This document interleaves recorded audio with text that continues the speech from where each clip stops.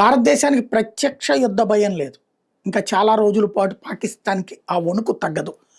ఉగ్రదాడులు చేయాలన్నా కూడా వణుకు పుడుతుంది. కానీ ఇప్పుడు భారతదేశం ముందున్నటువంటి అతిపెద్ద పరీక్ష ప్రజలందరూ సంసిద్ధం కావాల్సినటువంటి అంశం.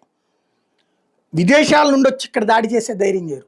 మన మధ్యలో మనతోనే ఉన్నటువంటి అది ప్లంబరా, లేకపోతే ఎలక్ట్రీషియనా, లేకపోతే పండ్లమ్మే అబ్బాయా, ఇట్లాంటి వాళ్ళే ఈ సోషల్ మీడియాని బేస్ చేసుకుని విదేశాల్లో నుంచి నిధులు తెప్పించుకుని ఎలాంటి ఉద్రిక్త చర్యలకు పాల్పడతారు, ఎలాంటి హింసాకాండకి పాల్పడడానికి సిద్ధపడతారన్నది సిరాజ్ సిమ్రాన్ల ఉదంతం తెలియజేస్తుంది. కాబట్టి మన మధ్య ఉన్న ద్రోహుల విషయంలో అప్రమత్తం కావాలి.